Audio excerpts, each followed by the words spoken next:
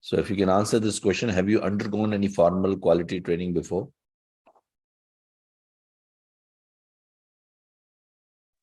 Okay, so most of you have not undergone any formal training. Okay, no problems. And how about this? Which is your role? What is your role in the organization?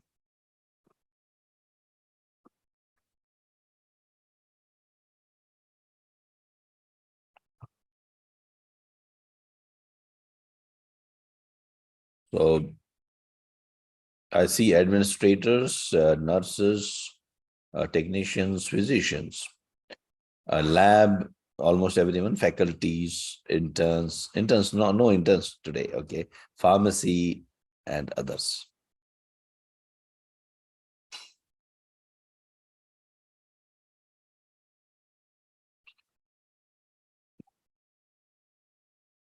Okay, great.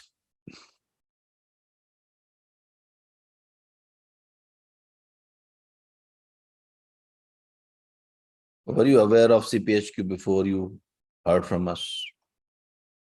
If you can just answer this question.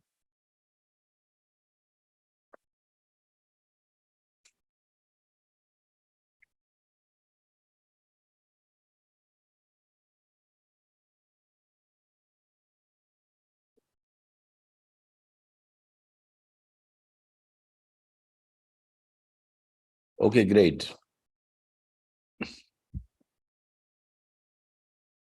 So around 70% of you know what is CPHQ, so I don't have to really struggle a lot. I'll not spend too much time on that, so we'll directly jump to learning part. Okay. Okay, thanks a lot, and thanks a lot for participating in the poll. And let me give a little bit of introduction about myself, and after that, maybe I will we'll start learning. I'll focus today on data analytics part, but yeah, some of you have requested about learning on lean as well. So I will. Last time, actually, I did cover lean. This program I keep doing often, and today I have got a throat infection. So yeah, a little bit of energy is a little down. So, but I'll try to. I'll try to act as if I'm energetic. Sometimes you have to do that, right? Okay, and as healthcare professionals are expert in doing that. So welcome to CPHQ introduction training and CHQE certification. So if you don't want to appear for the CPHQ exam, a lot of people, they say that we have learned lots of stuff in healthcare quality, but we don't want to write a CPHQ exam, or maybe we don't want to write it now. Maybe we'll write it later on. Then if you just attend the full CPHQ preparation course, you get a CHQE certification from Anexas. So that is also something which you can carry with you if you attend our full-fledged course. Okay, so I'll start with what is CPHQ, and then what are the benefits, and what are the modules. Then we'll jump to the healthcare data analytics. And as I told you, some of you wanted me to cover the lean. So lean also very quickly, I'll cover today lean. Then after that, we'll start learning about lots of tools and techniques related to data analytics. And I'll not cover today too much about patient safety. And we'll try to give some examples, some improvement projects examples from the healthcare if possible. And then we'll have some discussions. Regarding the organizations, we have been doing training programs since 2006 and trained more than 150,000 people, more than 1,500 certified professionals in healthcare quality, CPHQ. So, in fact, we have lost the count. It is much more than that. But yeah, last we counted was 1,500, and it's quite a big number. Total certified professionals in whole world, they are around 15,000.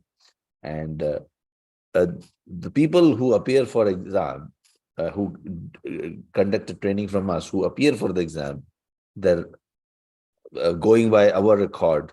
Whoever has appeared for the exam, they have always passed. Some people, earlier they have appeared and without our training, maybe they did it, somewhere else. And when they fail, when they attend our trainings, they pass. And a lot of people keep telling us like that. So anyway, we have trained worldwide. Some photographs to prove that I have conducted training programs worldwide. So if you are joining the CPHQ session, you will be joining my session. So I also conduct Lean Six Sigma, PMP, CPHQ, AI, and data science programs. So that is my forte. And CPHQ I have been conducting for the last, I think now 11 or 12 years. And every year, lots and lots of people, more than 100 people have passed, and we are always happy to tell those numbers. Yeah, so this is China. So right from China to Saudi Arabia, Australia, to US, we have done training programs. People from US, they attend our training programs online as well. We have won many awards and various forums, Hospital Management Asia for the 10 years continuously. I was a speaker, and three times I was a keynote speaker as well. Then yeah, I've also done a lot of work in healthcare in Lean and Six Sigma implementation. And this is one, let me show you one video. One of the certified black belt from us who has completed a project in National Healthcare Service in UK. He's talking about his project. Well, we have Alex with us, and he has done excellent Lean and Six Sigma projects in National Healthcare Service and in hospitals. So, Alex, would you like to tell us something about it? Hello, I'm Alex Wells, Head of Service Improvements at the Royal Liverpool University Hospital. I've been really fortunate to present today on how us as a trust are using Lean and Six Sigma principles to deliver better care for our patients. I've presented today on a lot of the work that we've done around how we've improved patient outcomes, reducing mortality, improving length of stay, and also talked about how we can actually realise some financial benefits from that. Over the past 2 years, we've been really fortunate that we've done some good work, and it's actually delivered us £2 million worth of quality efficiencies through delivering better patient care. So being a CPHQ professional is just not, talking about quality or doing an improvement project, but also saving a lot of money. And we have done these Lean Six Sigma projects in various hospitals and a lot of CPHQ Mr. training. Andrew Robertson with us, who Anyway, is the we've got a lot CEO of of King Edward VII Hospital in London, and a we lot would of like videos to, giving our credentials. But maybe quickly, if I also those who are from Indian subcontinent, they might know about this TV show, Z Business TV show. And he's a very popular TV show host where I have presented lots of process excellence, 13 episodes of process excellence related topics and programs. Quality American. On 21st of May, total, I have got 30 years of experience, 33 years rather, as well.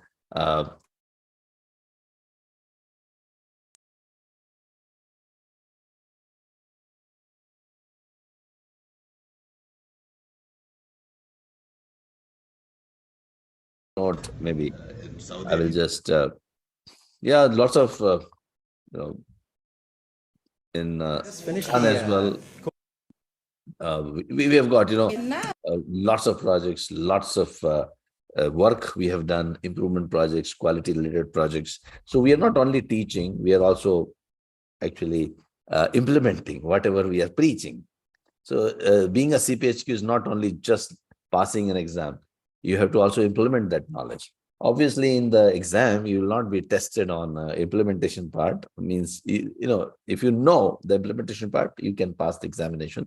But after you are a CPHQ, it is expected that you bring in some positive change in your institute or your organization or your medical college or a hospital or a clinic or a lab. Okay, so it is very prestigious, CPHQ. I'll not talk too much about it because most of you are already aware of it. I'm not, I'll just uh, quickly uh, pass that part, but yeah, it will be a good idea. Some of you might be interested in knowing how many chapters are there. So there are 7 lessons.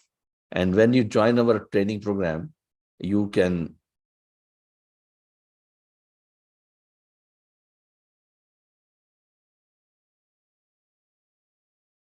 uh, you will learn each and every chapter in detail with a lot of examples and practice questions so that you pass the examination. But for the time being, I'll just give you a brief overview, and we'll choose 2 or 3 or 4 very difficult topics from CPHQ and the learning course, and then we will elaborate on that.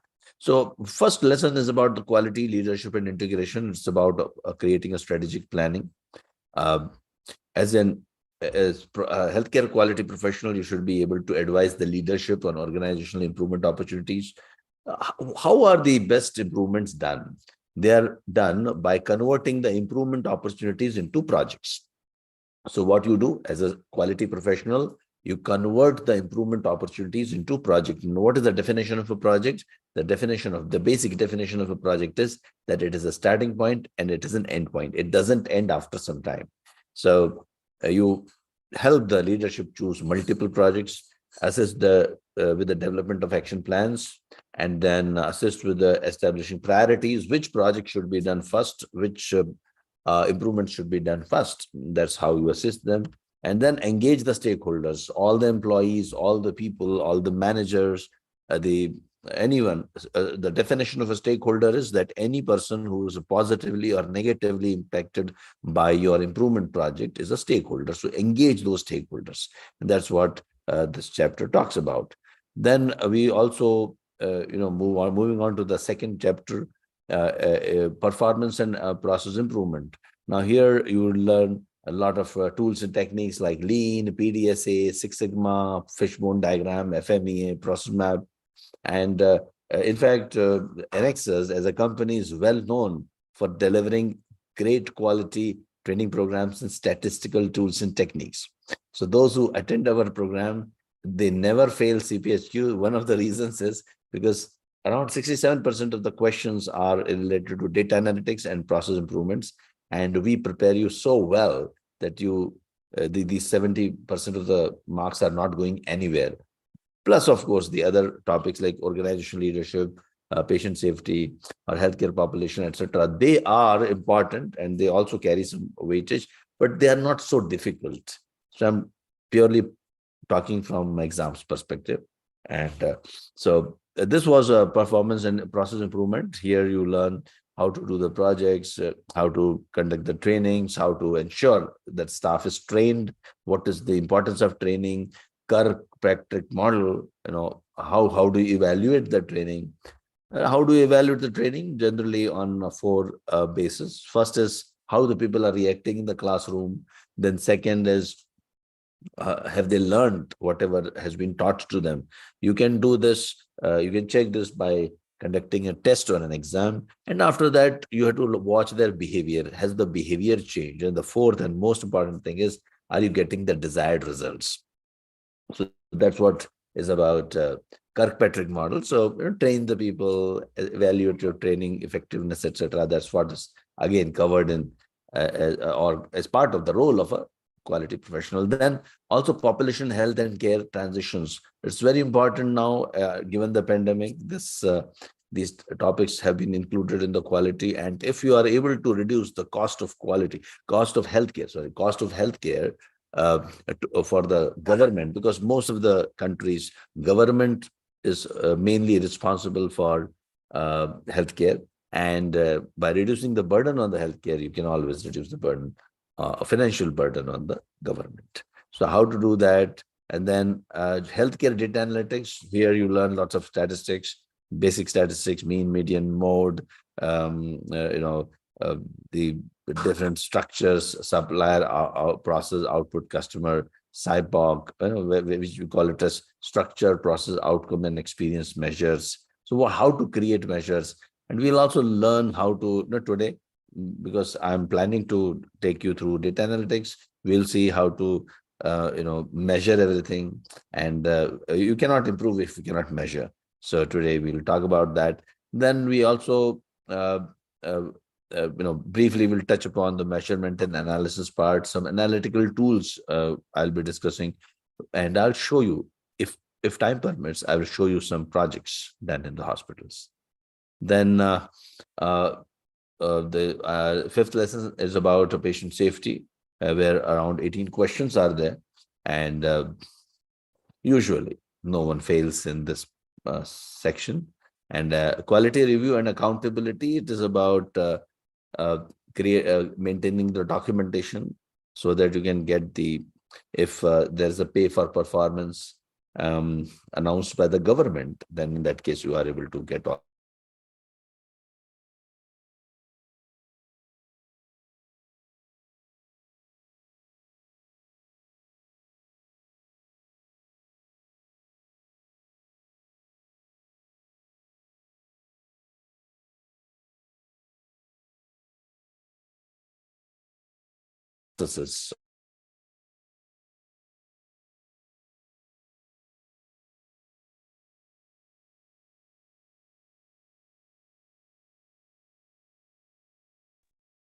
So now, so that was about so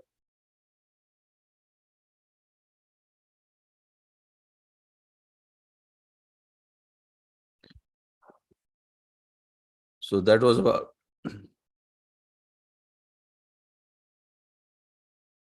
I'll also pull out my yeah. There's a book called SK Solutions book. So we generally follow this book, and we give you enough material. So you don't have to really buy the book. We give you material which has been extracted from this book. It's a quite a thick book, studying this, of course, we encourage you to study that book. But if you attend our sessions, it's good enough. It's equivalent to going through the book. So, so the idea is that we will provide you that, and apart from that, more than important, that explanation and the notes, and also we provide you the videos as well, of the important videos, the tools and techniques, everything. So we prepare you for the CPHQ course, that not only you will pass the examination, but after that you can start guiding others also, like how to pass the examination. Most of our attendees, they generally refer their friends. So thanks for joining in, and now let me take you through. Now, yeah, up to you. Let us make an agenda which works for you. Today, I'll not go into the organizational leadership, etc. Although it's also an interesting topic, but today we have chosen data analytics. But by the way, if you are interested in some of the videos related to leadership, one of the video I'll recommend, which is also there on the YouTube, and I have made, is about 5 levels of leadership. And these are the different 5 levels of leadership by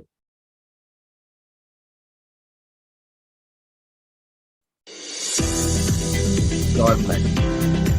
So John Maxwell's 5 levels of leadership. I will leave it to you to see that video. You can watch that. I'll not. I'm not going to talk about leadership too much, but let me jump directly into the process improvement part and also the data analytics part. So the data analytics and process improvement, they go hand in hand. And some of the very, very popular techniques used in healthcare are Lean, Six Sigma, PDSA. Today, I will touch upon a little bit on Lean.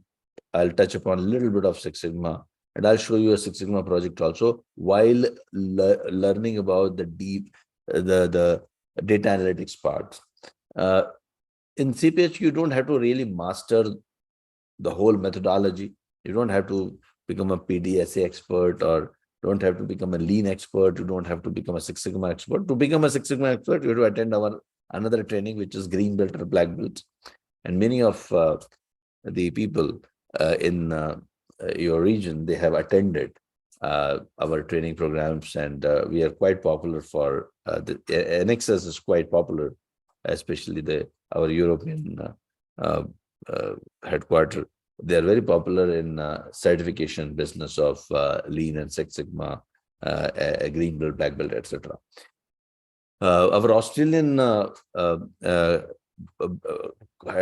Anexas Australia is responsible for the certification in the Australian region. Those who are attended, I don't know. Today is not the time for the Australians, but if you are watching this video, we have a presence in Melbourne also, and we conduct regular training programs of green belt, black belt for hospitals, healthcares, uh, artificial intelligence, and data science for healthcare.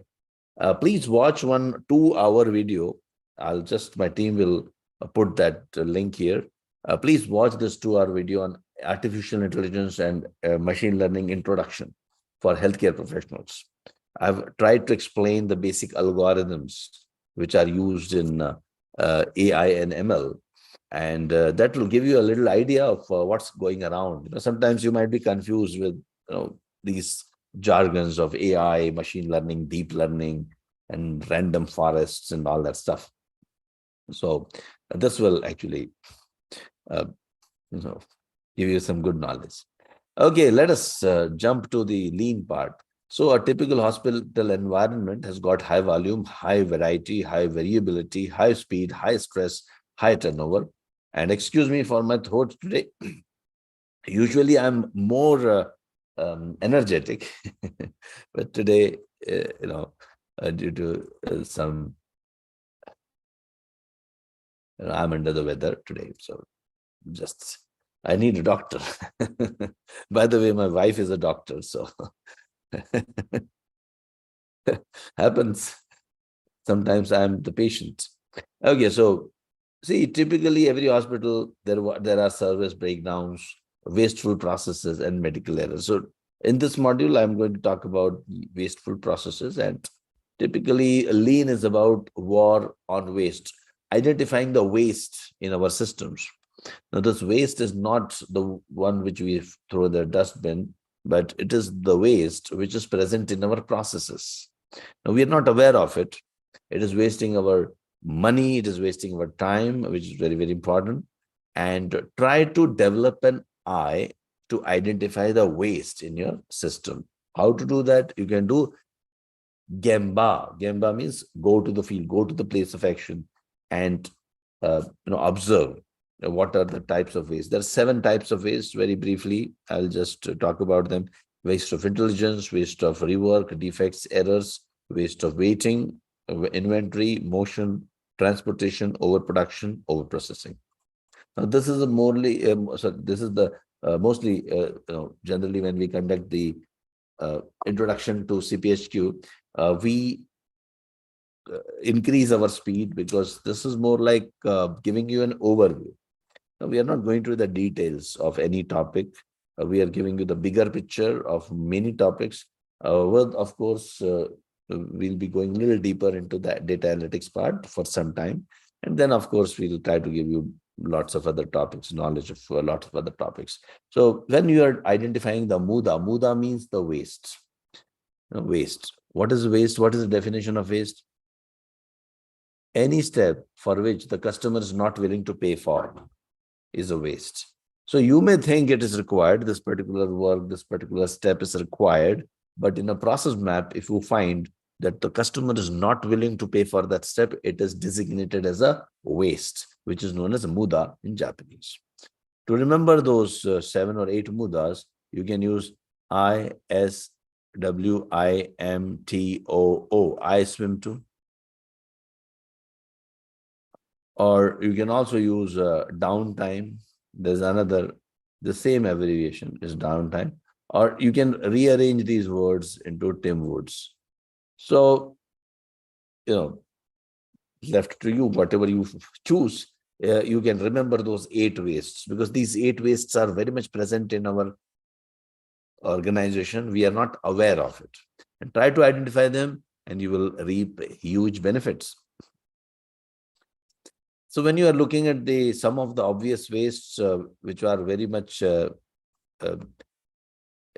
be seen by naked eye, or you can realize. So you can always, try to work on them. But a lot of waste is not seen. It is hidden, like overtime, overstaffing, insurance reimbursements. They are all burden on the exchequer, on the government, right? Subsidies.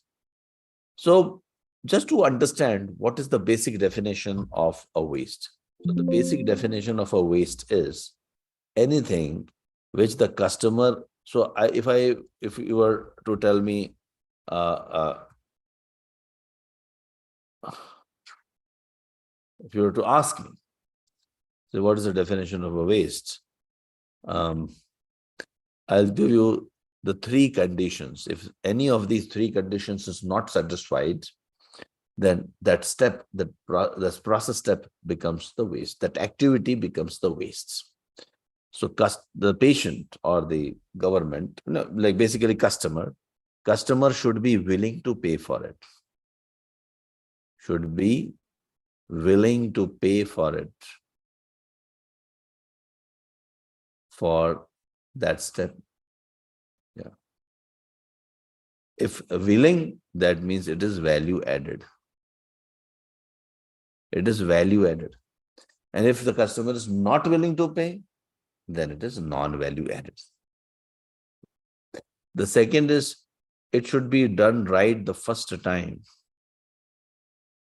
Done right first time means if you are doing something again after committing a mistake, that means when you committed the mistake, you wasted time, money, resources of the organization. So it should be done right the first time. This is one of the important criteria of branding any step as a value added. And if it is not done right the first time, if it is done second time, third time, after committing a mistake, anything starting with review, rework is a waste, because you wasted the time, while you committed the mistake. So do it right the first time. And then also it should bring to designate a process step as a value added. It should bring the inputs closer to the output. Closer to the output, or bring it to finish to the output. So let us take an example.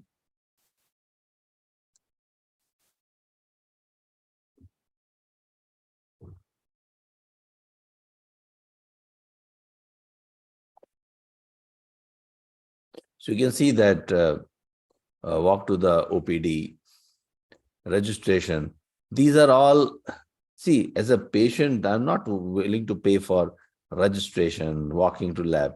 First, you have to think about what is the value add from customer's perspective. Now, as a patient, let's say I'm the customer, as a patient, I'm interested in knowing my health status. That is the value I'm looking at. I'm not, see, the output, that whatever product or the deliverable which we are getting out of my process, we think sometimes that is the value. It is not the value. It is giving you the value. It is providing you the value. So the test itself is not the real value. Actually, the information which I'm getting from the test, that is of value. So to create that value, there are lots of steps I'm doing, like waiting, registration. The registration is not going to tell me about my status. So they are all non-value added activities. Now, some people might object to that. This is to get the testing done, you need to register. That's your process. There are some labs, and there would be labs where you don't have to register. You can just go and get the blood test done and get the results immediately. So we are looking at that, what is value added and what is non-value added. So please remember and think from customer's perspective, not from your perspective. Then the wasteful hospital, example of a hospital where the waste of intelligence is evident. 80% of the nurse calls are housekeeping in nature, means people are unnecessarily wasting the time of the nurses by asking about works to be done related to housekeeping, like my pillow cover is dirty, my bed sheet is not okay, etc., etc. So this is wastage of time of the nurse, and nurse will forget to give you the medicine if you, you know, try to indulge the nurse into some other activities. It is waste of intelligence. Another waste of intelligence is surgeon is waiting uh, for the operation theater to get ready. That is again a waste of intelligence. So by using those lean principles, identifying the waste in the system, reducing the waiting time, etc., by redesigning the flow, we were able to double the cardiology lab capacity from 8 to 16. Now the whole case is written here. I'm not going to, talk much about it right now. The idea is to give you the bigger picture. So here, reduce. You were able to reduce diagnosis to exam time from 2,000 minutes to 64 minutes. Before, like if I just let me talk about this. So patients earlier had to wait up to 6 days between the cardiologist exam conducted in the doctor's office and the treadmill exam conducted in the diagnostics lab. So it was a waiting period of 6 days. Typically the whole process would take 6 days. So now, after observing the flow of the patients from the cardiologist's office to the diagnostic lab, two physicians decided to see the patients in the diagnostic lab. Now patients make appointment to see the cardiologist there, and the daily schedule for the diagnostic exams was changed so patients could get both exams done on the same day. So drastically you could reduce the time. So lots of examples are there, but just identifying the waste in the system and creating and focusing on value only, you can achieve great results. So typical patient flow looks like this, and we identify which is value added, which is not value added. So value added, non-value added. So this step is value added, okay, value added. This step is non-value added, that is waiting. This step is value added, okay. This step is okay, this is also value added. This is non-value added, any delay, so non-value added. So you try to classify all the steps into value added and non-value added, and try to reduce the non-value added activities as much as possible. Today, as I promised, that I'll be focusing more on data. So let me quickly rush through some of the examples of waste. So unnecessary process, motion, unnecessary waiting, unnecessary transportation errors. They are all examples of waste. A person who's underutilized is a waste. An equipment which is underutilized is a waste. Even overutilized is also waste. Cost of 5 minute MD walk is costs money. And similarly, if you look at this, you can say that the nurse cost per hour, if it's $50 per hour, the cost of one trip is $5, and it really costs even a single nurse to move around. And just think of a hospital which has got 200 nurses multiplied by 365 days. You can imagine the kind of wastage we are talking about. Okay, so try to locate or co-locate the equipment which are often used. So rather than going from ground floor to second floor every time, bring them down to same floor after observing a spaghetti diagram. Spaghetti diagram is a visual map of how the people are moving in our, let's say, I make it on the ground floor near the reception area, and I have got reception here and some, let's say, some clinics here, OPD, yeah. So if I observe and I find that most of the people, they are coming here, then they are coming here. So you will get a spaghetti diagram. Spaghetti diagram means it's like a movement of the people. So you can see that maximum traffic is coming from here to here. So why not I make a reception somewhere here, and this particular booth, I can, or table, or the station, or the clinic, whatever it is, I can be shifting to near the reception. So that I will reduce a lot of waste of motion in the organization. Similarly, you can use visual controls to reduce the errors and mistakes by using certain visual controls. And similarly, uh, using visual controls, you can improve our we can improve our efficiency as well. Hospital should be a visual hospital. People should not waste um, time and money. Time is money, right? So they should not waste their time by asking or seeking directions. So I try to have a visual hospital. There's a concept called mistake proofing, also known as pokayoke. Pokayoke in Japanese means mistake proofing, or it also means a fool proofing. Even a foolish person cannot commit a mistake. Like a person, a foolish person like me who tries to cook the rice, he will always forget. So rice cooker automatically gets switched off. Even a foolish person like me cannot, burn the rice. So similarly, develop a system so that you are not allowed to commit a mistake. So some of the examples, some of the machines can't be operated beyond the safe, normal, safe or maximum levels, or and some of the medicines cannot be entered beyond the in the abnormal values range. Like, so normal range is this, so this something like this will be rejected. Similarly, oxygen cannot be connected to nitrogen cylinders because of the connectors. The shape of the connectors is totally different. Other examples of pokayoke would be fixed number of packages during the surgery, complete catheter kits for insertion, etc. So these are all examples of pokayoke.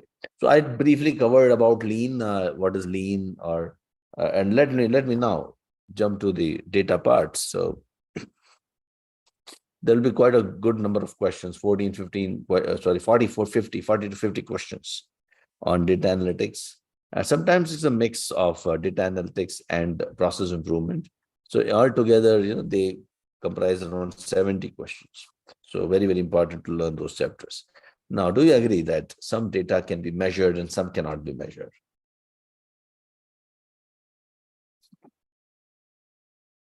So Aldisin is asking after the CPHQ course how to take the exam. So once you join our CPHQ course, I will guide you fully how to take the examination. You can appear for the examination sitting at home as well. Okay, so do you agree that some of the data can be measured, something can be measured, something cannot be measured? Some of you are telling yes, some of you are telling no. Okay, so let me tell you, you cannot improve if you cannot measure.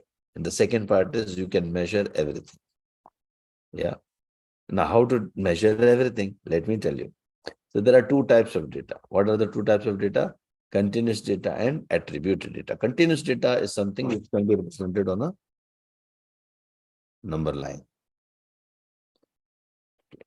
It can be represented, it can take decimal places, it can take, it can, it always has a unit, something like this, procurement time, waiting time of patients. It could have 16.2 minutes waiting time for the patient. Similarly, you have got say height, weight, blood pressure. All these are examples of continuous data. Then you have got attribute data. Attribute data is something. So one of you telling you're planning to join CPHQ. Very good. Welcome. Okay, great. And when you join my session, my speed is very low, and generally, we usually explain everything with a lot of examples. Right now, it's like a little fast-paced uh, explanation of lots of tools in a short time.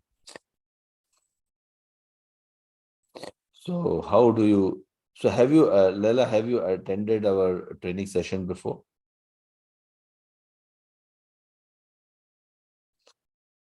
So have you attended our training? Yeah, so some of you are asking questions. Yeah. So those who have attended our sessions, you can just connect with us and you can just join us. I think there is a very almost depends on when did you do it, but you can join it. Just connect with one of our persons and you should be able to get it. And May is telling first time. So first time you'll have to register. Yeah. So once you register with with us, you can attend the session multiple times. After 2 years or so. I'm not foreseeing that you'll be attending after 2 years. You can, of course. Sometimes people say, well, I did not appear for the exam this year, but I finally I got an opportunity to appear for the exam after 2 years. Most welcome. You can again revise. Again, you can join our session for revision. No problems. Okay, so now answer your uh, mm, just can you please by the way, I'm just speaking to Leila here, because you have attended our sessions before 15th, 2023. There have been some changes. They're not major changes. They're like, say, 10-20% of the things have changed. So we have updated our training material and most welcome. You can uh, join or you can we will send you the updated training material as well and all the some of the recordings as well. So I think you will be up to the mark. Okay, great. Yeah, so coming back. So there are two types of data: continuous data. So I told you continuous data, you have got it is represented on a number line always. Number line from minus infinity to plus infinity. I hope I'm not using too many jargons. Yeah. Any number, any point on that line can be represented as a number, as a continuous. That is why it is known as continuous data. Then you have a discrete data which falls in continuous as well as attribute, but attribute definitely is discrete always. So discrete could be even continuous as well. Discrete means like 1 or 2 or 3 or 4 or 5. There's no decimal place. Now, typically, when you are expressing attributes, how will you measure attributes? Attributes are measured in categories, and generally in categories we count. How will I express this in number? I generally count. So when you count, we are talking in terms of attribute data. And also a thumb rule is that for continuous data, you have to collect 30 to 50 samples. And for attribute data, you have to collect around 200 to 1,100. 1,100 is the ideal size, but always you will not get 1,100, obviously. So you can just live with maybe 100, 200, 300, 150 or so. Great. Now let us look at the analysis part. So what I will do, I'll take you through some tools and techniques, which today I don't think I have got time for taking you through FME, failure modes and effects analysis, which is also a very powerful tool. But you can watch my video and also download the template of the FME and you can do it yourself. Just watch the video and you can do it. It's so easy. So my team will put one link here, which is about FME. And always, please collect those links. They are very, very useful for you. You'll learn a lot. But find some time to further study after this training also. Just sit for a while, around maybe 1 or 2 hours, and you can always gain a lot of knowledge. So as I was telling, there are two types of data. I've got some videos also, like the one I can show you. And these videos are available on our YouTube channel. So you can always uh, subscribe to our YouTube channel.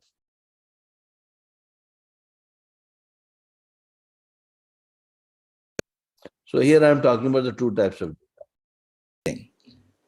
There are two types of data, continuous data and attribute data. Continuous data can be represented on a number line. It can have a decimal place. It can also have a unit.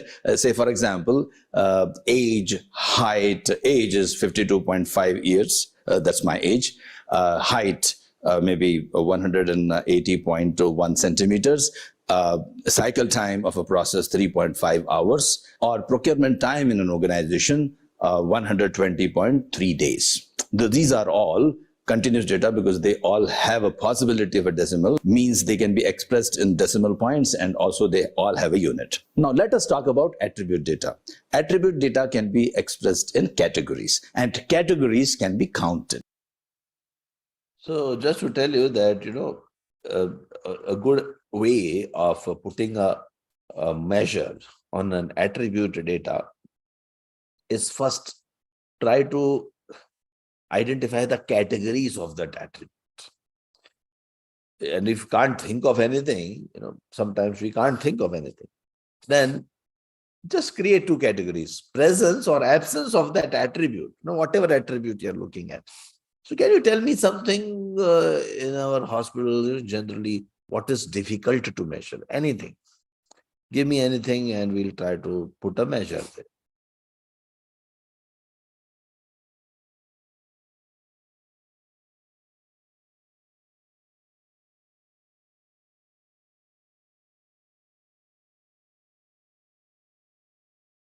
Okay, Abdullah is asking, do we receive the certificate? Yes, you can receive the certificate for these 2 hours as well.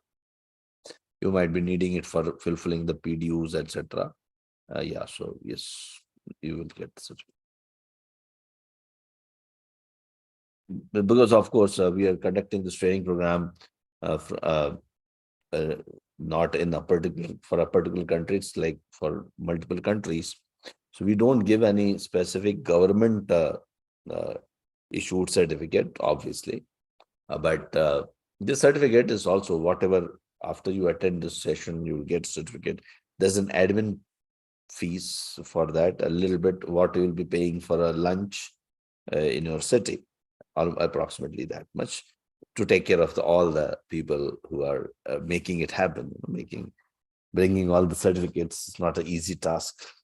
And there's a team behind it, and I'm sure you will be willing to invest that much for the certificate if you want. Okay, coming back. So no one told me anything which they want, they find it difficult.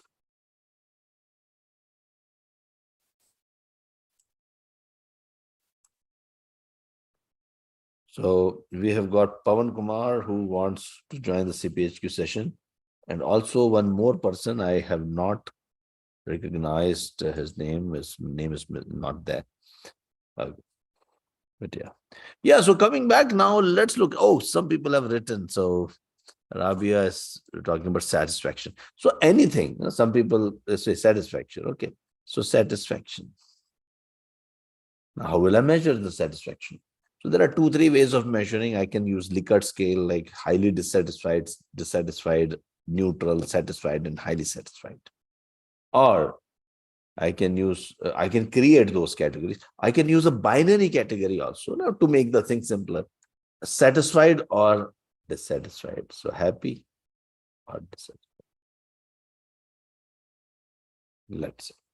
I'm not interested in measuring neutrals. And if I give a choice of being neutral, maximum people just go to neutral. So I'm not giving. Either you're happy or not happy, satisfied or not satisfied. And then I count, and out of 100 customers, or out of 100 patients, 80 say I'm happy with your services and 20 are unhappy. So proportion becomes 0.80 and 0.20. So proportion means portion out of 1. So if the circle was 1, what will be the portion belonging to satisfaction? And be careful then when you are talking about satisfaction as an attribute data.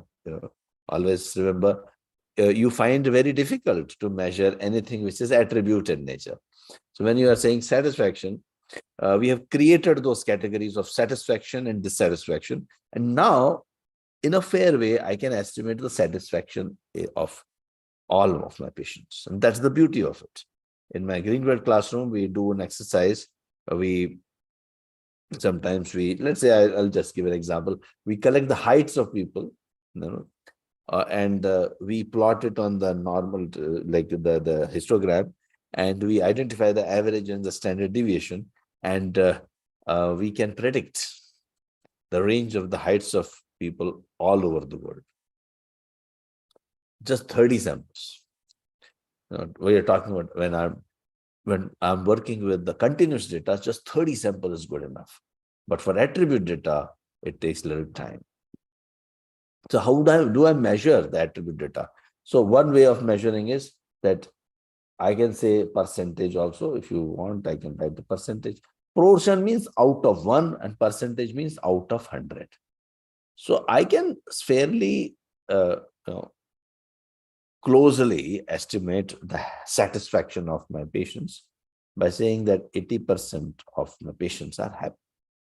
Now, you don't have to really go and collect samples from each and every patient, even 200, 300 samples.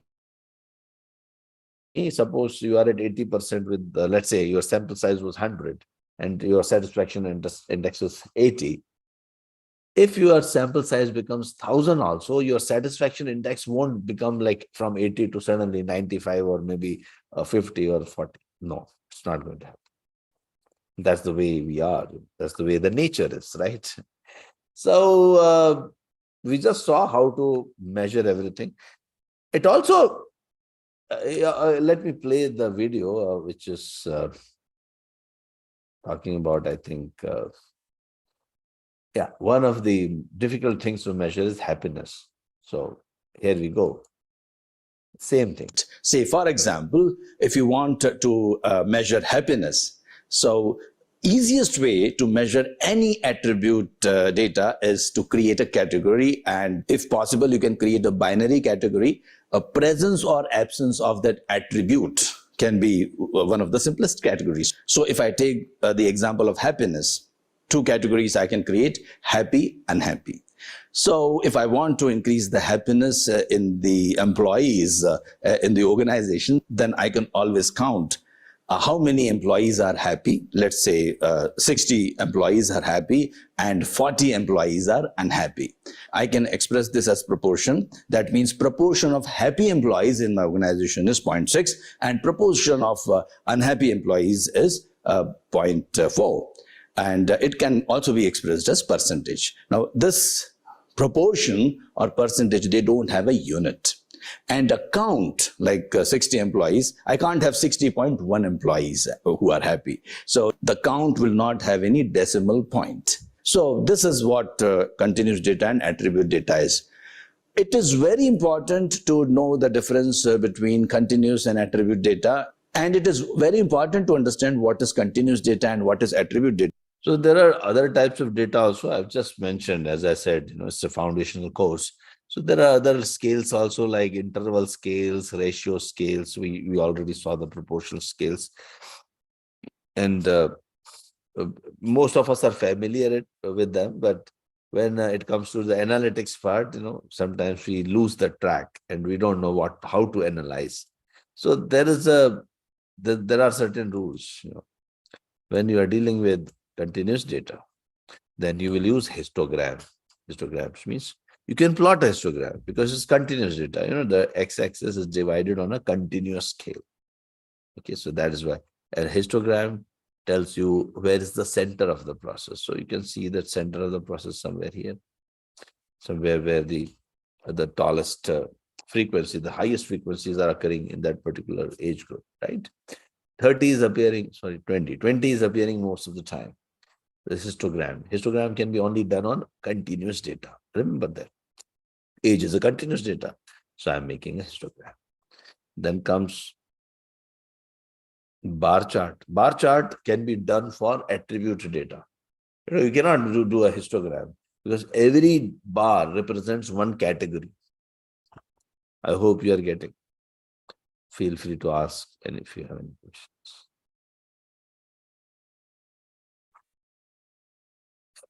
And then there is something called as box plot. If you want to know the details of box plot, please watch the whole video, which will be coming in the chat box.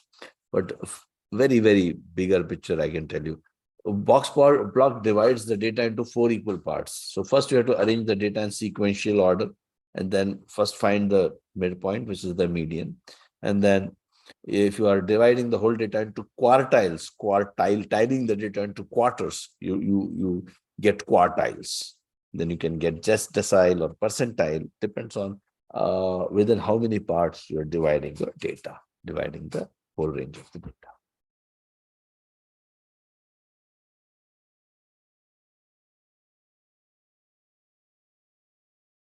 Okay, so this particular tool, box plot, is for attribute data. Then we have got combinations.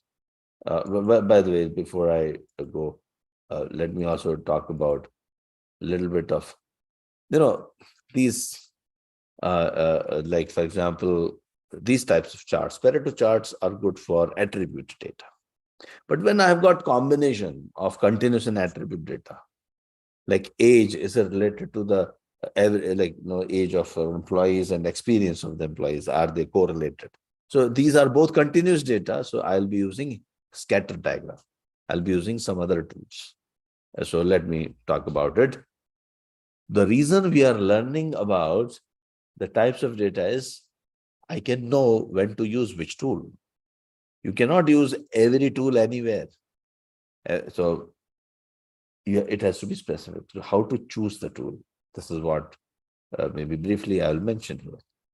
Pareto charts or bar chart, if your is attribute is, it is very important to know the difference between continuous and attribute data. And it is very important to understand what is continuous data and what is attribute data, because the tools which you are going to use in the measure and analyze phases, they depend on what type of data you are dealing with. If you are dealing with continuous data, then you might use histograms. If you are dealing with attribute data, you may use pie chart or Pareto charts or bar charts. If you are dealing with combination of continuous and attribute, like in inferential statistics, then you may be using box plots and scatter plots and regression, ANOVA, chi-square, etc. So the tool usage depends on the type of data you are dealing with. So it is very important to understand the types of data. So these videos explain in detail all the different tools and techniques. And these videos, the tool-based videos are very much part of your learning management system when you join us. And apart from giving the assurance that you'll be passing the examination, and we are, it's like pure based on your own performance, you will pass the examination. We are just going to, sort of, we can say, guide you, that's it, motivate you. But beyond that, you can, definitely pass the examination. Now, let us go back to our types of data. And why are we learning that? So I've got 2 types of data, continuous and attribute. Now, when I'm just interested in showing or displaying the continuous data only, I'm displaying, I'm not trying to find the root cause. I'm not trying to validate the root cause. That will happen a little later. But if I am just looking at, I've collected some data, let's say waiting time for the patient or patient discharge time. Patient discharge time,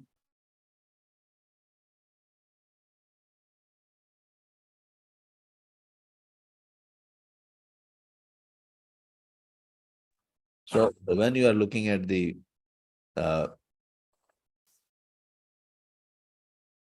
type of data, if I'm, let's say, let me show you, let me, we have done this project, and some of you have already attended our Greenbelt sessions. There we have this case study also, if you remember, in a hospital to reduce the patient discharge time. So let us try to do an improvement projects, and let us try to learn these tools and techniques.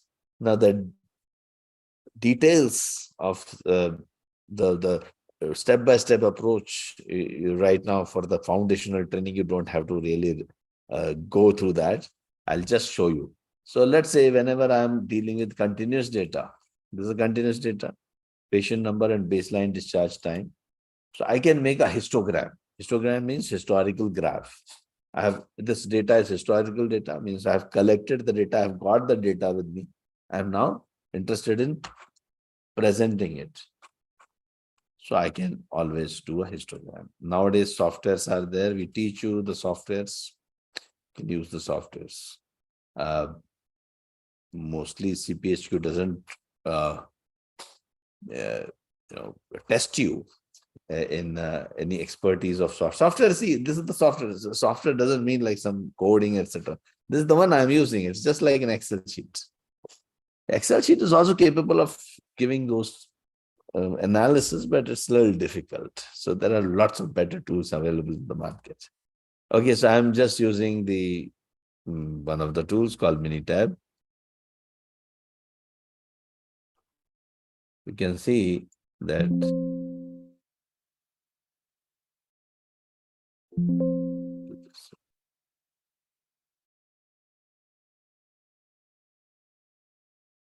yeah.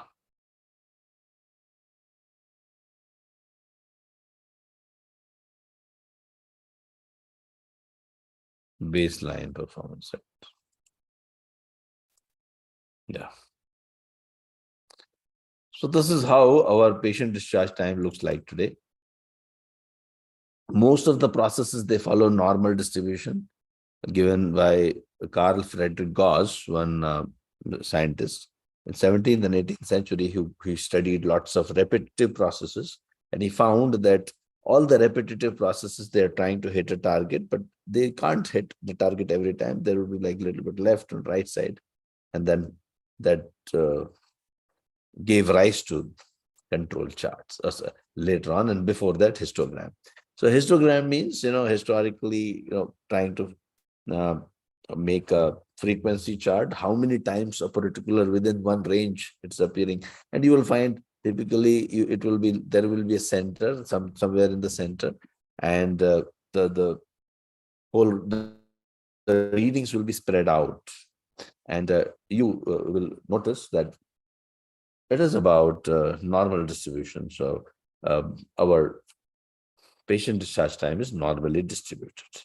There's one way of even knowing that it's normally distributed or not, by looking at the p-value, but I'll not go into that right now. But p-value, if it is more than 0.05, the data are normal. Otherwise, it is not normal.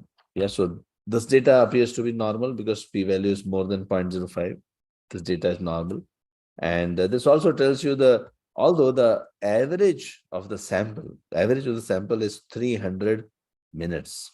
Means on an average, our patients are discharged within 300 minutes or around 300 minutes. Sometimes it goes up to 360 also. Sometimes it goes up to 240 also. But very few times it goes to those levels. But most of the time I'm around 300.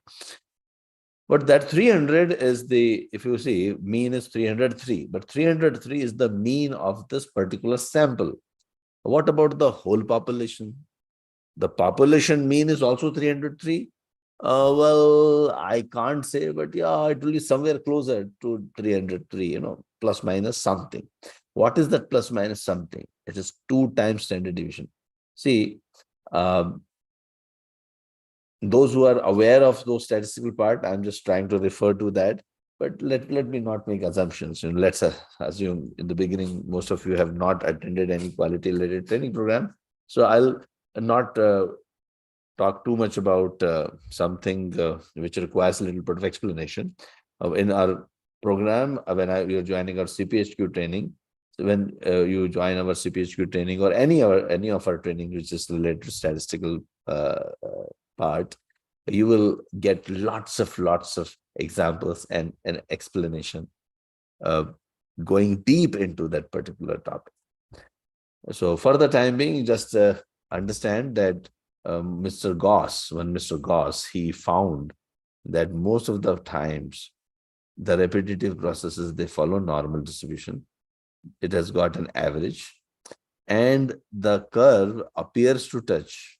Now, I'm talking about appears to touch. the x-axis. It never touches, actually. It goes to the infinity.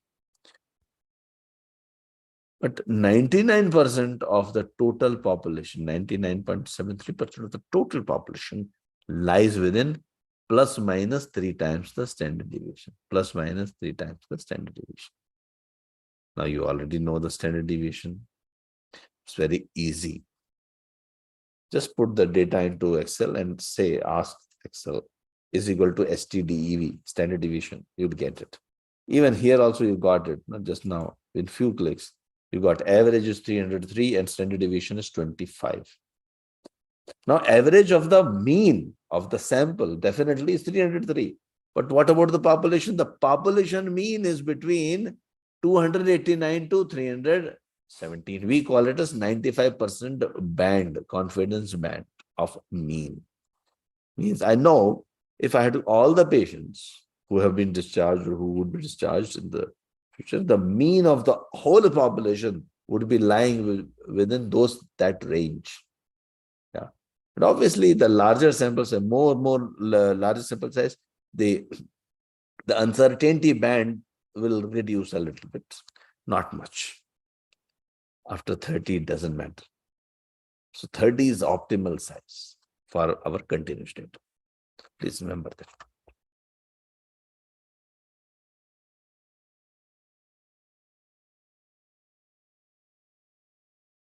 Okay, by the way, I have also given you the recording of this program. You can always rewind it. You can always rewind it and look at the whole training once more. Okay, so now let us go back to our normal distribution. So plus minus 3 times standard deviation. So some of you are asking that I am in a very small clinic. Will it help? Of course, it will help. There are two things. You are not going to remain in the small clinic every time for forever. So you would like to, graduate. You would like to further progress.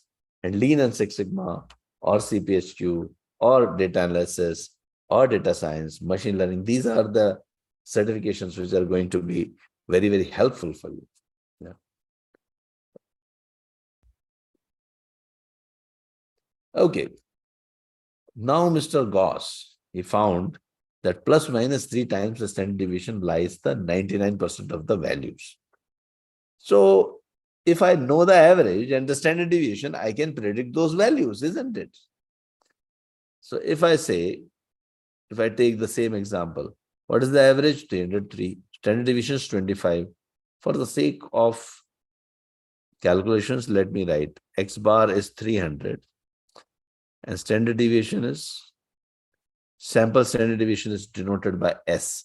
So sample standard deviation was 25. So now let us try to fill this in our hospital. How many minutes it takes for our patient to get discharged? On an average, it is 300, obviously. Plus 1 time standard deviation. So standard deviation is 25. 1 time standard deviation is 325. Plus 3 times standard deviation is how much? 330. Sorry, 25, it will be 50, 350. No, 325, 350, and this will be 375. Right? I hope you got it. And similarly, here it will be 275, 250, and 225. So I can say that maximum patient, 99% of our patients are waiting for, they have to wait after getting the discharge process takes 220 minutes, 25 minutes to 375 minutes. Please ask me if you have not understood, or please watch the video again. Don't ask me again. You can watch the video again. Now let me rename this. This is known as lower control limit and this is known as upper control limit, LCL and UCL. Means 99% of the time, my process will be operating within this range. That doesn't mean that process is good, like process is satisfying the customer. Process is obviously good because most of the readings you are getting within plus minus 3 times standard deviation sigma limits means there is no special things happening. There is no, you are able to, your process is stable. In a way, your process is stable. It is not, it is under control. We say it is under control. So if you are behaving within lower and upper control limit, we also call this as voice of process. Your process is telling, as if your process is telling that I am going to behave within this. When the patient comes to my hospital and he's about to get discharged, typically it will take 225 to 375 minutes, not less than 2025 and not more than 375. That's also a good estimation. And again, as being a CPHQ professional, you can make those estimations. Then comes, we can also expand it on a control chart here. We can just take it. So this is my lower control limit, and this is my upper control limit, LCL, and this is about UCL. Lower control limit is 225 and upper control limit is 375. So if I start plotting the data of waiting time of the patients,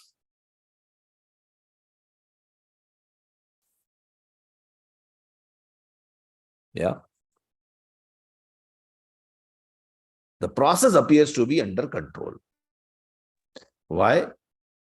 It's not going beyond the control limits. The control limits, who decided? The control limits are decided by the process themselves. Please remember, the control limits are not set by the customers. Customers set the specification limit. We'll come to that. But right now we are just talking about the control limits. So the control limits, 225 to 375 is our, okay, let me write it properly. 225. So 225 to 375 are our control limits. Maximum patients will get discharged within this time. So I can make certain plans accordingly. So process is under control, but is it satisfying the customer? Of course, no. Voice of customer is, now let me put voice of customer here also. Voice of customer is, you should not go beyond 300 minutes. So when you say you should not go beyond 300 minutes and your average is 300, you will always go. 50% of the time you'll be going beyond 300, isn't it? Because the area beyond the center on the right or left side is half, like 50%. So if you're targeting to, see, I just changed this. Let's say you're trying to complete a job. Let's say you're targeting 300. Let's say 300 minutes of patient discharge time. If your target is 300, you will end up, 50% of the times you'll be above that. Not necessarily the targets set by the customers will be 225 or 375 within that range. They could be more also. Say, for example, let me tell you that patient discharge time today is 225 minutes to 375 minutes. And the ministry or the customer or maybe the senior management say patients should not wait beyond 120 minutes. Okay. This is the voice of customer. So please understand, this is the voice of process. Voice of process is decided by the process itself. The way it behaves, the way you have trained the people, the way you run your equipment, all these things will decide about your control limits. Now, what is our goal? To bring the whole process shift. The whole process should shift. There's a change in the DNA of the process. And this shift is brought about by DMAC, Define, Measure, Analyze, Improve, and Control. DMAC or PDSA. Okay. Or any other. There are so many methodologies. Lean. You can use benchmarking, a lot of other tools you can use. and you can always take up an improvement project. So I hope you understood what is the control limit and what is the specification limit, that there is a difference between the two. Also, if I think still have time, so let me also talk about, let's take this example. Now, one patient waited for 230 minutes, another patient waited for 240 minutes. What is the reason for that? If I ask you, give me the reason.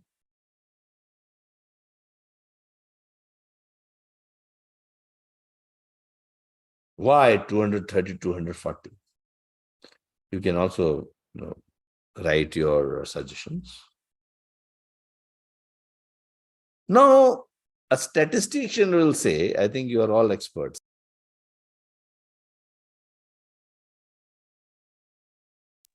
Yeah, because yeah, it appears you are all experts. So the thing is, a statistician will say movement between 230 to 240 is not, don't assign a cause to it. Don't look for reason for that. It is the natural variation of your process. Natural variation. Natural variation comes from cause and effect diagram or fishbone diagram.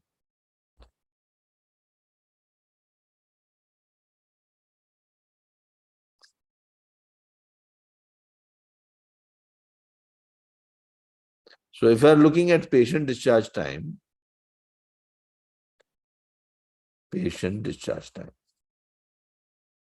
what could be possible reasons? What could be possible reasons? These reasons are, we call them as X factors, and the measure which we are trying to reduce or improve is known as Y. And we call it Y is function of X. Means instead of focusing on Y, let us focus on the X factors. Automatically the Y will be taken care of. So here I'm looking at patient discharge time. Can you give me one or two reasons why, what could be the reasons? And the question again, coming back to that question, if my boss asks me, yesterday it took 230 minutes to discharge a patient and today is taking 240 minutes. Why? So the straight answer would be, it is due to natural variation. Don't look for the cause. Yeah, so Hulud is written here, okay. Complications, okay. Infection. And then when I give you around 20-30 minutes to write a cause and effect diagram, you can come out with a very, very nice elaborated cause and effect diagram. Like the way the same project, if I continue. So there's a method of man, machine, material method, measurement, man related causes, machine related causes, material related causes, method, MMM, man, machine, material, method, measurement, and environment. Environment can be also mother nature. You can use that as well, but right now for the time being, we are using environment. So I've got to brainstorm on all the possible causes. All the possible causes, again, with the help of the team, using brainstorming techniques. And I can make a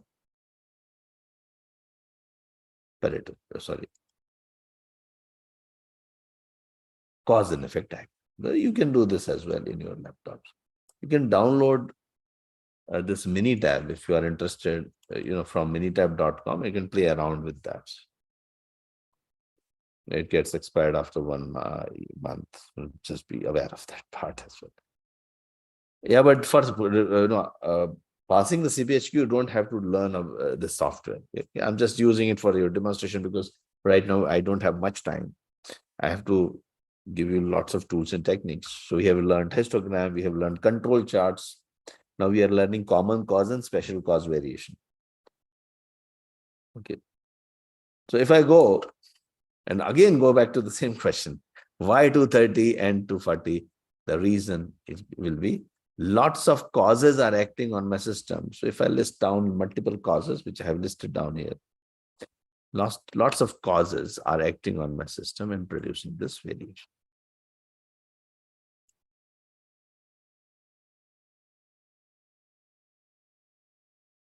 So there are multiple X factors which are impacting my Y. And every factor has got some variation. So overall, I will get some variation, but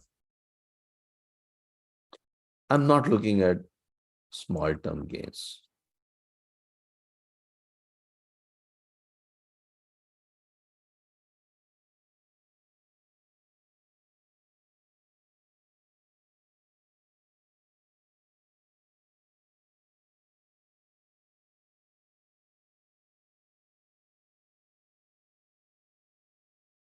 Not high, you can do that. Obviously, you can use your logic intuition, but unfortunately, the data indicates that human beings are emotional. They don't talk about logic. They're not logical. They're not rational. They're emotional.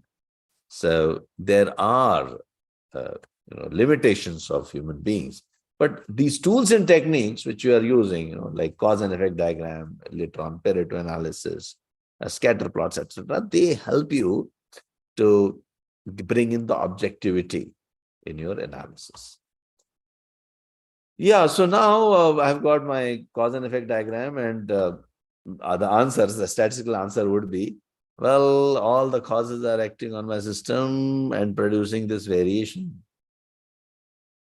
So just relax. Otherwise, what happens? People are, 230, 240. They keep searching reasons, unnecessarily over reaction. Now, let me also ask you another question.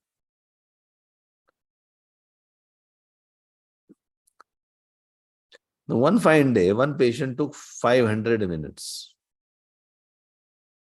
Very, very high. It usually doesn't happen, but it happened. Then we call this as assignable cause. Assignable cause. I can assign a reason there. Specifically, someone asked me why this patient took 500. Oh, there was like, he's waiting for the relatives.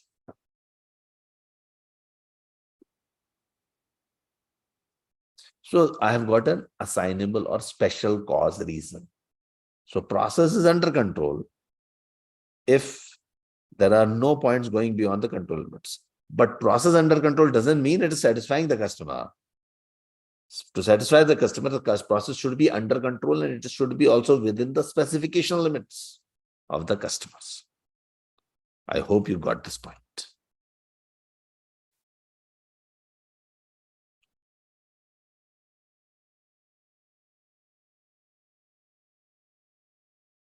Okay, great. Now comes, so any questions here? Anything, a control chart? What is again, one more, all the things with a day-to-day life example. I have put a video in YouTube. Later on, I'm not going to show you this whole video, but you can always watch this video in our YouTube channel. And please subscribe to the YouTube channel. You'll get all the explanations. So here I have taken an example of going to office. 45 minutes. So you can expect me to travel to my office every day between 15 to 45. So you can always watch this video, okay? It is giving a simple example of going to office. Average time is 30 minutes. And then what is common cause, what is special cause? I've already explained to you, but if you want to watch it in a different setup, why not? With a different example, you can always see that. Great. Any other questions?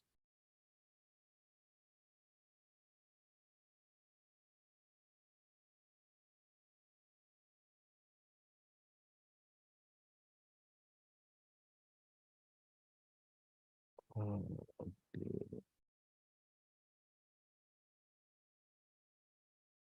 Okay, I think if there are no questions, then I will proceed to further analysis. See, we should not trust the cause and effect diagram. So many causes are there. You can do a Pareto analysis. Pareto means Wilfredo Pareto was an Italian economist who found that 80% of the money or the wealth in Italy was with 20% of the people. He called this as 80-20 rule, and I'm sure many of you have already heard of 80-20 or Pareto's principle. 80% of your you know patients are from let's say there are 100 possible diseases. Only 20 diseases will be responsible for 80% of the patients. Suppose there are 20 diseases you are treating. So out of this 20, 20% of 20 is four. So 4 diseases are the most occurring diseases in the patients. So the 80-20 rule is applicable everywhere, and that's why very popular in problem solving. So I cannot attack all the causes. So let me take the number, which causes are coming more frequently again and again. Why are the reasons for delay? When I'm collecting the data, some reasons are coming again and again. So can I do something about it? First, let me arrange them. How many times each reason is coming? I'll arrange them in descending order. Okay, and ascending and descending order means I'll put all the causes on descending order. So cause number A, cause number B, cause number C. And this there could be a basis right now. For the time being, I'm just putting, the like drawing the picture. But if you want to see, let me show you that as well. So these are the reasons for delay. Now, which reasons are occurring most? So Pareto chart, what it does, it brings the highest frequency bar towards the left side. And you can easily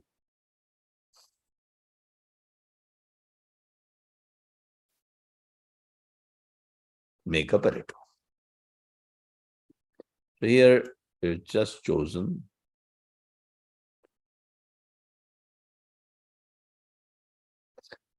to make a Pareto here. So reporting not accurate because of that inaccuracy, a lot of mistakes are happening. It leads to rework, and that is where the patient gets delayed. Maybe that is one of the reasons. Staff is not available, pharmacy delay, and discharge summary delay. There's delay in the writing discharge summary, and that is why. So they have listed down which reasons are occurring more frequently, and they will work on it. The team will work on it. And as a quality professional, you have to manage the teams. You have to facilitate the teams. So you act like a servant leader.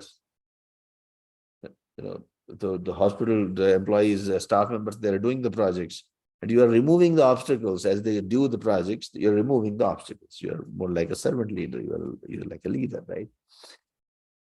Okay, so now I have got the top 4-5 reasons, and well, if they have got top 4-5 reasons, I hope this was clear to you, the Pareto analysis, how it was done. Now, in the CPHQ examination, a histogram will be given to you, and you have to interpret. You have to answer some questions related to whatever histogram is showing. You will get a cause and effect diagram. You can get a Pareto analysis. You can get a scatter plots, etc. So you will be given a tool, and you have to answer these questions within 1.5 minutes. So that's not much time. So they will not give you lengthy questions. So as long as you understood this, now I've got my Pareto analysis. Okay, done. Well, then now let me further validate it. Further validate. Patient discharge time. People discharged. So patient discharge time. Okay. Patient discharge time has got now. Is it affected by the, let's say, discharge summary delay? So the analytical rule says,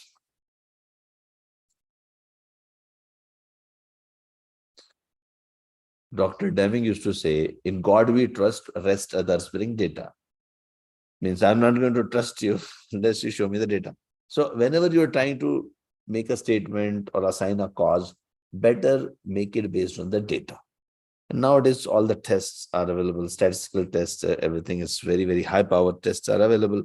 And when you join our CPHQ course, Green Belt, Black Belt, Data Science course, you will master those, hypothesis tests, etc. But for the time being, I'm just giving you the brief overview. And here it is Y and here it is X. This is continuous data and this is also continuous data, both. Like, for example, age and experience.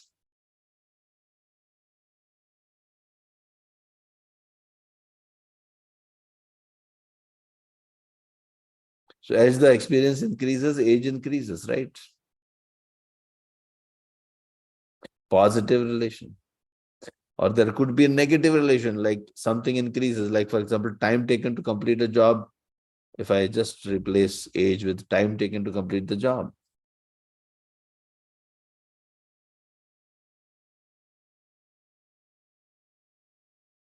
Time taken to complete the job reduces as you gain experience. This is negative relation. Then you can also do regression equations. I'm not covering that part here, but just to give you an idea why we made how we can use it, the scatter plot. So I want to investigate, let's say, discharge summary time and discharge time, are they correlated? So what I will do, both are continuous data, isn't it? Both are continuous data. So discharge summary time and discharge time, both are continuous data. By the way, here, staff availability, available, not available, that is attribute data. Reporting accuracy, it is attribute data. I hope you remember in the beginning, one hour ago, I talked about it, right? So discharge time and discharge summary time, are they correlated? Now, how will I know? By using, of course, scatter plot. So let's do a scatter plot.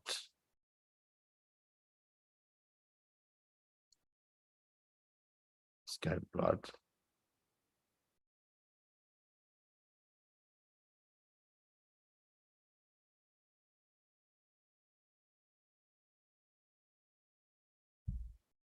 So discharge time and patient discharge time. Let's see. Yeah, it is correlated. So if I start working on reducing the discharge summary delay, it will have a good impact on my discharge time. So that becomes my root cause, which is validated. Now, let us look at another one as well. Let's look at discharge summary delay versus pharmacy time, or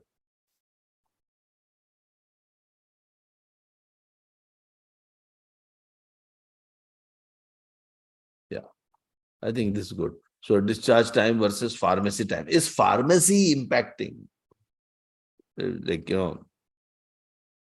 more the pharmacy time, more will be the discharge time. Are they correlated? So let us do.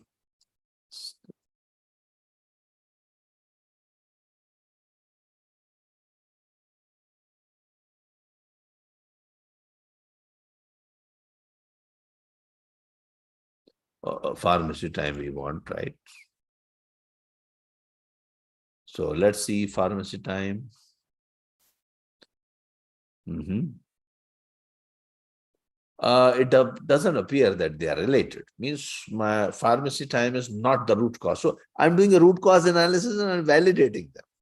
Yeah. Similarly, when I'm dealing with attribute data, I cannot deal with the scatter plot here. Like reporting accuracy, is it impacting my discharge time? Let us see. So which tool I will use? Reporting accuracy is attribute data and discharge time is continuous data. So I will use box plots. Let me draw this box plot here also. Let's say patient discharge time is what you are trying to reduce. And that's a Department A, Department B. Department A, the patient discharge time is very high. Department B, the patient discharge time is very low. That means departments do impact. See, we have to go and keep checking which X factor is having good impact. So here, looking at the graph, it appears that the department actually has an impact. Some departments, the patients are taking more time for discharging, and some patients are taking less time for discharge. Okay, so I think yeah. So this is how I can use a box plot. And if the data is like this, something like this, well, both the categories are same, A and B. You take any category, your fate is same. So here discharge time, you're talking about any department, doesn't matter in this case, but in this department, A is better than B.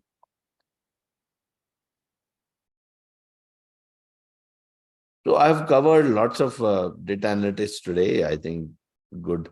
For hypothesis test, I'll have to wait a little bit.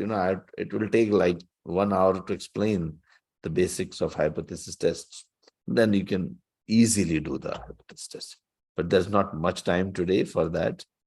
So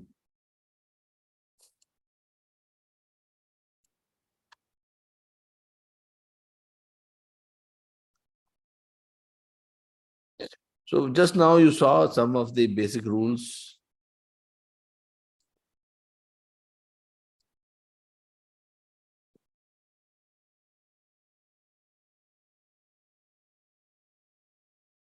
So these are the basic rules.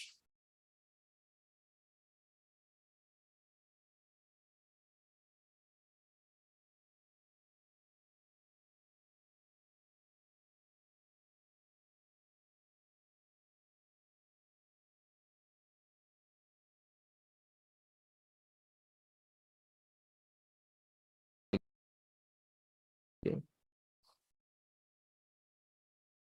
So on that note, I think let me also answer a lot of people are asking about how to join the session. So there are dates. I think my team has got the dates. Naveen, can you show the if Naveen, you can show, yeah. These are the dates. These are the dates. You can choose. You can choose Saturdays. Next weekend batch is starting on June 24th. So June 24, we are starting. Or if you don't have time to attend the June 24 batch, next month, July 22nd, when batch is starting. So try to join any of these batches and get an assurance that now you'll get all the information which is required to pass the examination. So these are the topics: quality leadership, then which has strategic planning and stakeholder engagement. Then next topic,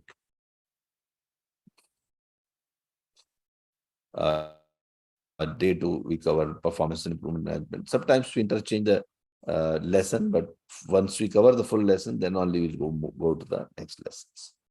So lesson, yeah, the day 2, then we have lesson number 3, where we cover population health and data care transitions. Next, health data analytics. Next.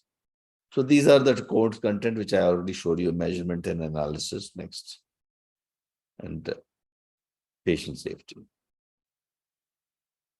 quality review and accountability.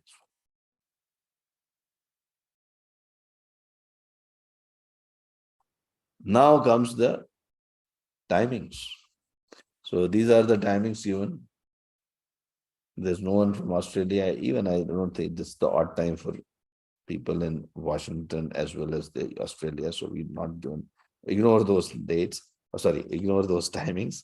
But I think most of you are today from India, UAE, KSC, and some parts of Europe. So feel free to.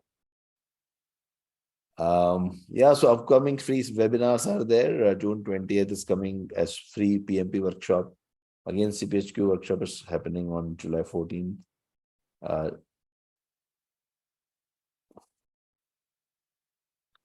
You have free Yellow Belt training program in June 13th and Data Science June 16th and Power BI June 20th.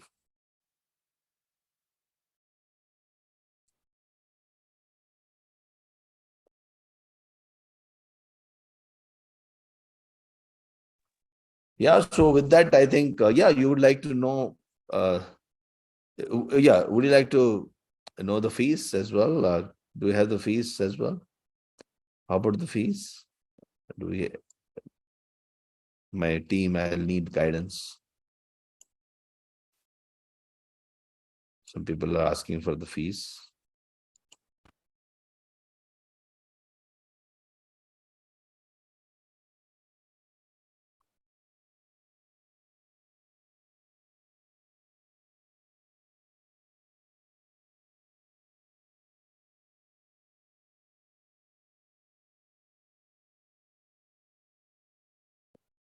So see, we can give you some discounts, but I'm like after the discount, the fee will be very low. But I can tell you where are we right now.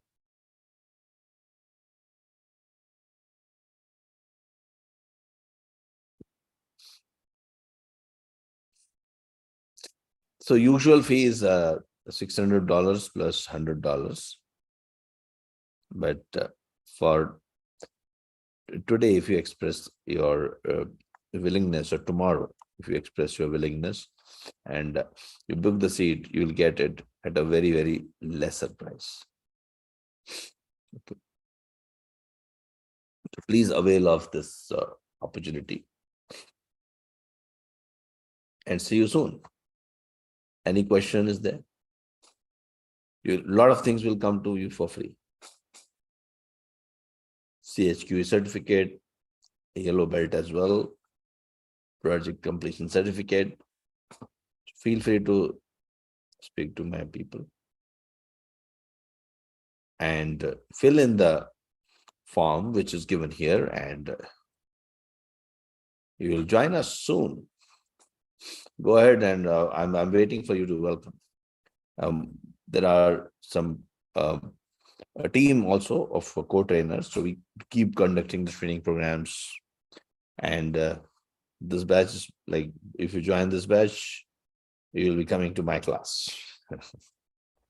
Of course, one assistant would be there as I conduct the session. So, but most of the time I'll be doing the session.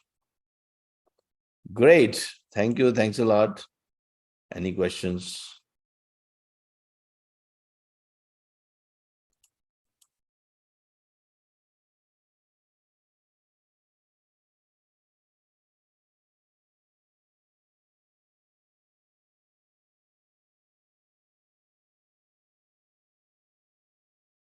Any questions?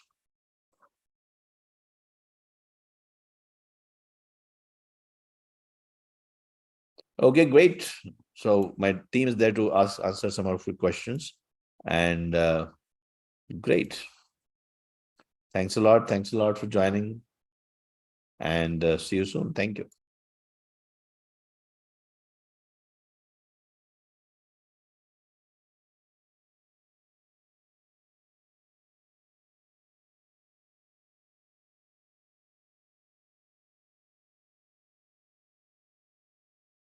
So I'll leave you with some of the videos. Yeah.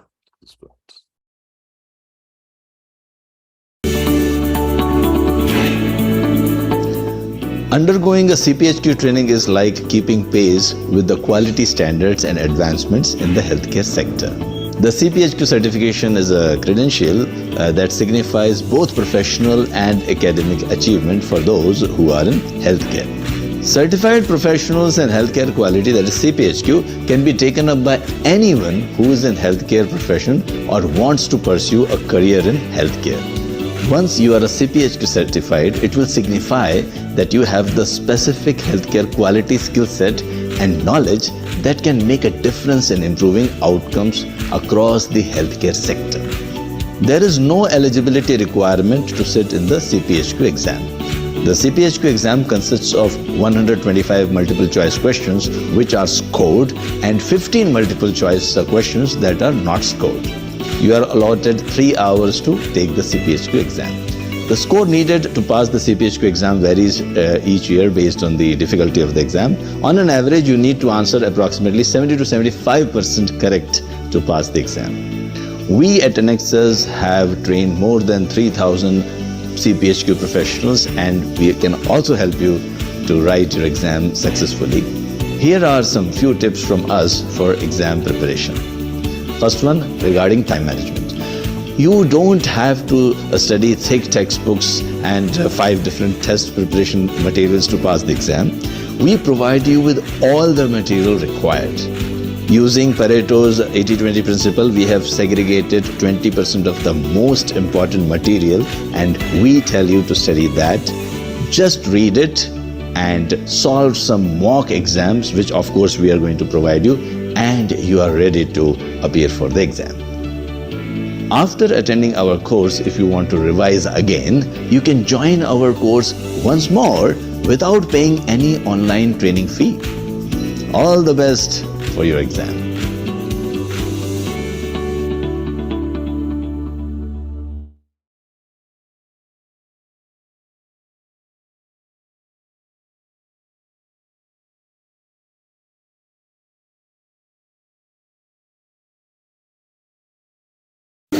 Do not make these mistakes if you want to become a CPHQ professional or pass the CPHQ exam. The theory in CPHQ is totally different than practical implementation. Make sure you are being trained by those who give practical knowledge rather than just giving simple textbook training. It is not an easy test to pass. Determination and hard work is required, along with the right guidance that is provided, of course, by us at Anexas. Each question is designed to test if the candidate possesses the knowledge necessary to perform the task or has the ability to apply the knowledge to a job situation. So prepare accordingly. Learning the statistical tools is very important part while preparing for your CPHQ exam. Many people mostly fail in data analytics and performance improvement topics. And of course, Anexas is expert in that. Many professionals postpone the exam by giving some excuse. If you want to be a certified CPHQ professional, plan it, work hard for it, and give the exam. Excuses will not take you anywhere. Hard work will. Walk the journey with us as Anexas and you will enjoy the CPHQ preparation.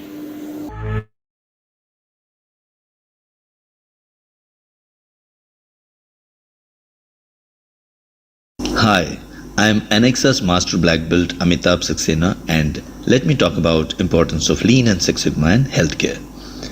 Lean Six Sigma concepts are used in industries all over the world to improve a process, eliminate waste, and reduce defects. In the healthcare industry, defects not only affect revenue and customer satisfaction, but they signify the difference between life and death. Lean Six Sigma is critically important in healthcare because it helps in reducing defects that can result in medical errors. There are so many challenges in the healthcare industry, like an aging population, shortage of workers, increasing litigation, and many more that require long-term improvement. Because healthcare industry deals with saving lives, errors cannot be accepted at any cost. So, how does Lean Six Sigma really help? With the help of Lean Six Sigma, you can shorten the waiting times in hospitals. The lesser the people wait, the efficient the hospitals will become. Reduce medication errors and even try to completely eliminate them. Improve turnaround time for lab results. Provide better care at lower costs.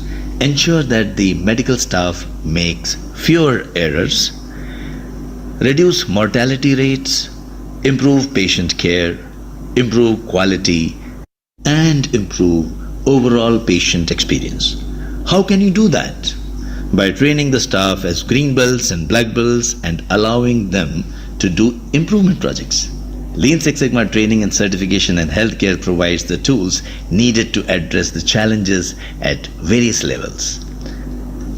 It is a time for the healthcare industry to utilize Lean Six Sigma methods to its fullest and drastically change the healthcare industry for the better. Don't you want to be a part of the industry where patients are happier, physicians want to work for you, the cost is as low as possible, and at the same time efficiency is high? If your answer is yes, then Lean Six Sigma is your choice. We have implemented Lean Six Sigma in more than 25 hospitals worldwide, including ministries of health of 4 countries, and we can help you too.